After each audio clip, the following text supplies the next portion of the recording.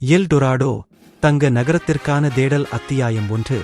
தி legend begins. L டொராடோவின் புராணக் கதை. தங்கத்தின் நகரம் பல நூற்றாண்டுகளாக ஆய்வாளர்கள் மற்றும் புதையல் வேட்டைக்காரர்களை வசீகரித்துள்ளது. ஆண்டியன் பிராந்தியத்தில், குறிப்பாக இன்றைய கொலம்பியாவில் உள்ள பழங்குடி முயிஸ்கா மக்களுடன் கதை தொடங்கியது. மியூஸ்கா அவர்களின் சிக்கலான தங்க வேலை மற்றும் மத விழாக்களுக்காக அறியப்பட்டது. அத்தகைய ஒரு விழா எல் டொராடோவின் புராணக் கதையை பெற்றெடுத்தது. ஒரு புதிய தலைவர் பதவிக்கு வரும்போது, அவர் தங்கத் தூசியால் மூடப்பட்டு புனிதமான குவாடாவிடா ஏரியில் ஒரு தெப்பத்தில் மிதப்பார். அவர் தங்கத்தை கழுவியபோது, அவரை பின்பற்றுபவர்கள் தங்கம் மற்றும் விலைமதிப்பற்ற இரத்தினங்களை ஏரியில் தங்கள் கடவுளுக்கு காணிக்கையாக வீசுவார்கள். ஸ்பானிய வெற்றியாளர்கள் பழங்குடி மக்களிடமிருந்து இந்த தங்க சடங்கின் கதைகளை கேட்டு, ஒரு முழு தங்க நகரமும் கண்டுபிடிக்கப்படுவதற்கு காத்திருக்கிறது. அவர்கள் இந்த புராண நகரத்திற்கு எல் டொராடோ என்று பெயரிட்டனர், அதாவது தங்கம். அத்தியாயம் 2. ஆரம்ப பயணங்கள். எல் டொராடோவுக்கான முதல் தீவிரமான தேடலை 1536ஆம் ஆண்டில் ஸ்பானிய வெற்றியாளரான கோஞ்சாலோ ஜிமெனெஸ் டி கியூசாடா மேற்கொண்டார். அவர் தங்க நகரத்தை கண்டுபிடிப்பார் என்ற நம்பிக்கையில் ஆண்டிஸில் ஒரு பயணத்தை மேற்கொண்டார். கியூசாடாவின் பயணம் கடினமானதாக இருந்தது.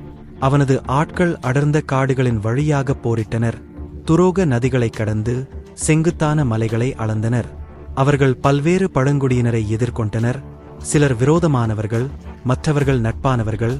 ஆனால் யாராலும் அவர்களை எல் டொராடோவிற்கு அழைத்துச் செல்ல முடியவில்லை.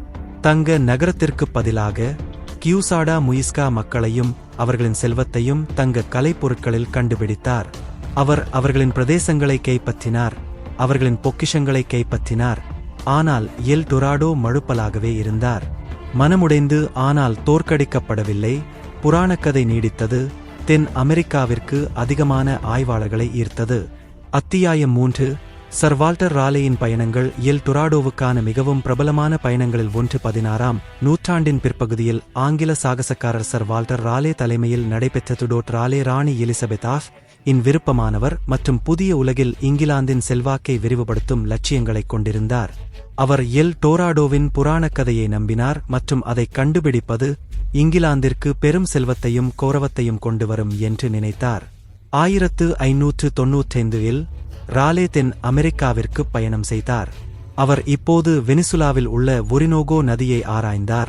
அந்த நதி தன்னை தங்க நகரத்திற்கு அழைத்துச் செல்லும் என்று உறுதியாக நம்பினார். ஸ்பானிய படைகளுடனான விரோதமான சந்திப்புகள் மற்றும் காட்டின் கடுமையான உண்மைகள் உட்பட கஷ்டங்களை எதிர்கொண்ட போதிலும், ராலேயின் பயணம் பெரும் கதைகளுடன் திரும்பியது. ஆனால் தங்கம் இல்லை. தயங்காமல் ராலே 1617இல் மற்றொரு பயணத்தை மேற்கொண்டார். அதன் போது அவரது ஆட்கள் மீண்டும் ஸ்பானியர்களுடன் மோதினர். பயணம் தோல்வியில் முடிந்தது. இங்கிலாந்து திரும்பியதும் ஸ்பெயினுடனான மோதலைத் தவிர்க்க ராஜாவின் கட்டளைகளை மீறியதற்காக ராலே தூக்கிலிடப்பட்டார். அத்தியாயம் 4. அமேசானில் தேடல். 17 மற்றும் 18ஆம் நூற்றாண்டுகள் முழுவதும் எல் டொராடோவை தேடி அமேசான் மழைக்காடுகளுக்குள் பல ஆய்வாளர்கள் நுழைந்தனர். அமேசான் அதன் பரந்த, அறியப்படாத பிரதேசங்களைக் கொண்டது தங்க நகரத்தின் மறைவிடமாக தோன்றியது. பல்வேறு ஐரோப்பிய நாடுகளைச் சேர்ந்த சாகசக்காரர்கள் ஆபத்தான பயணங்களை மேற்கொண்டனர். நோய்கள், ஆபத்தான வனவிலங்குகள் மற்றும் விரோதமான பழங்குடியினரை எதிர்கொண்டனர். 1740ஆம் ஆண்டில் அண்டோனியோ ராபோசோ டவாரெஸ் என்ற போர்த்துகீசிய பந்திரண்டே அமேசான் வழியாக மிக விரிவான பயணத்திற்கு தலைமை தாங்கினார். அவரது பயணம் அட்லாண்டிக் கடற்கரையிலிருந்து ஆண்டிஸ் வரை ஆயிரக்கணக்கான மைல்களைக் கடந்தது. ஆனால் எல் டொராடோவின் எந்த தடயமும் கிடைக்கவில்லை. இந்த தோல்விகள் இருந்தபோதிலும் எல் டொராடோவின் கட்டுக்கதை நீடித்தது. பூர்வீக தங்க கலைப்பொருட்கள் மற்றும் மர்மமான நகரங்கள் அடர்த்தியான பசுமையாக காணப்படுகின்றன. அத்தியாயம் 5.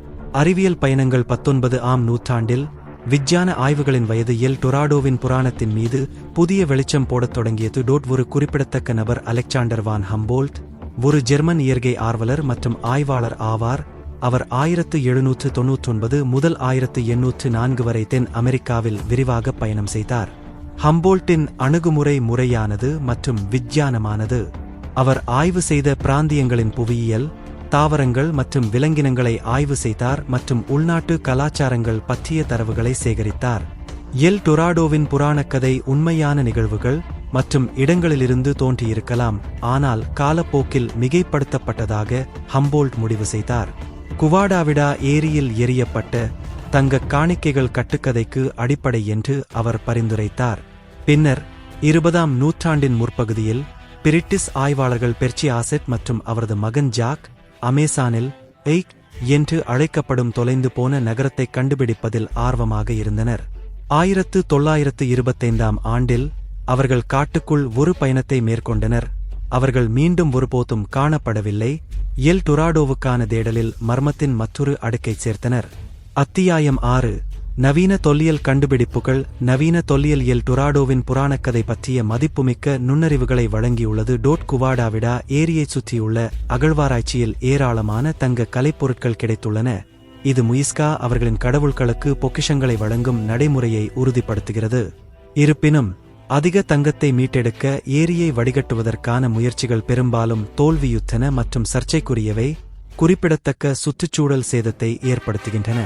சமீபத்திய ஆண்டுகளில் அமேசான் மழைக்காடுகளை ஆராயலிடார், ஒளி கண்டறிதல் மற்றும் வரம்பு போன்ற மேம்பட்ட தொழில்நுட்பங்கள் பயன்படுத்தப்படுகின்றன. இந்த தொழில்நுட்பங்கள் பழங்கால பெரிய அளவிலான குடியிருப்புகள் மற்றும் காடுகளின் விதானத்திற்கு அடியில் மறைந்திருக்கும் சிக்கலான சாலை நெட்வொர்க்குகள் இருப்பதை வெளிப்படுத்தியுள்ளன. இந்த கண்டுபிடிப்புகள் கொலம்பியனுக்கு முந்தைய நாகரிகத்தை மிகவும் வளர்ந்ததாக கூறினாலும் தங்க நகரத்தை அவை கண்டுபிடிக்கவில்லை. அத்தியாயம் 7. கலாச்சார தாக்கம். எல் டொராடோவின் புராணக்கதை இலக்கியம், கலை மற்றும் பிரபலமான கலாச்சாரத்தில் ஆழமான தாக்கத்தை ஏற்படுத்தியுள்ளதுடோ இந்த கதை எண்ணற்ற புத்தகங்கள், திரைப்படங்கள் மற்றும் ஆவணப்படங்களுக்கு உத்வேகம் அளித்துள்ளது. ஒவ்வொன்றும் கதைக்கு அதன் சொந்த திருப்பத்தைச் சேர்க்கின்றன. சர் ஆர்தர் கோனன் டாய்லின் நாவலான தி லாஸ்ட் வேர்ல்ட் 1912 மற்றும் அனிமேஷன் திரைப்படமான the road to El Dorado 2000 ஆகியவை புராணக்கதை எவ்வாறு பல ஆண்டுகளாக பார்வையாளர்களை கவர்ந்துள்ளது என்பதற்கு 2 எடுத்துக்காட்டுகள். எல் டொராடோ செல்வத்திற்கான மனிதகுலத்தின் தீராத ஆசை மற்றும் அதை அடைய மக்கள் எவ்வளவு தூரம் செல்லும் என்பதை குறிக்கிறது. ஆவேசத்தின் ஆபத்துகள் மற்றும் பூர்வீக கலாச்சாரங்களில் ஆய்வு மற்றும் காலனித்துவத்தின் அடிக்கடி அழிவுகரமான தாக்கம் பற்றிய எச்சரிக்கை கதையாகவும் இது செயல்படுகிறது. அத்தியாயம் 8. எல் டொராடோவின் மரபு. எல் டொராடோவுக்கான தேடலானது ஒருபோதும் தீர்க்கமாக தீர்க்கப்படாது, ஆனால் அதன் மரபு நிலைத்திருக்கும். எல் டொராடோவின் கதை ஐரோப்பிய ஆய்வாளர்களுக்கும் பூர்வீக கலாச்சாரங்களுக்கும் இடையிலான மோதல், செல்வத்தின் இடைவிடாத நாட்டம் மற்றும் இயற்கை உலகின் மர்மங்களை எடுத்துக் காட்டுகிறது. கலாச்சார பாரம்பரியத்தையும் சுற்றுச்சூழலையும் மதித்து பாதுகாப்பதன் முக்கியத்துவத்தை இது நமக்கு நினைவூட்டுகிறது. தங்க நகரம் ஒரு கட்டுக்கதையாக இருந்தாலும் உண்மையான பொக்கிஷங்கள் தென் அமெரிக்காவின் பழங்குடி மக்களின் வளமான வரலாறுகள், மரபுகள் மற்றும் அறிவு ஆகியவற்றில் உள்ளன. எல் டொராடோவின் புராணக்கதை ஆர்வத்தையும் ஆச்சரியத்தையும் தூண்டுகிறது. அறியப்படாதவற்றை ஆராயவும் நம் உலகத்தை வடிவமைக்கும் கதைகளைப் போற்றவும் தூண்டுகிறது. இபிலோக். முடிவற்ற குவெஸ்ட். எல் டொராடோவை தேடுவது மனிதனின் ஆர்வத்திற்கும் லட்சியத்திற்கும் ஒரு சான்றாகும். இன்றும் கூட சாகசக்காரர்கள் மற்றும் ஆராய்ச்சியாளர்கள் புராணக்கதைக்கு ஈர்க்கப்படுகிறார்கள், புதிய தடயங்களைக் கண்டறிய அல்லது பழையவற்றை மறுபரிசீலனை செய்ய நம்புகிறார்கள். உண்மையான எல் டொராடோவை கண்டுபிடிக்க முடியாது, ஆனால் அந்த பயணமே கவர்ச்சி மற்றும் கண்டுபிடிப்புக்கான ஆதாரமாக உள்ளது. தீர்க்க மர்மங்களும் கதைகள் சொல்லும் வரை எல் டொராடோவின் புராணக்கதை வரலாற்றில் தங்கத்தின் பிரகாசிக்கும் கலங்கரை விளக்கமாக வாழும்.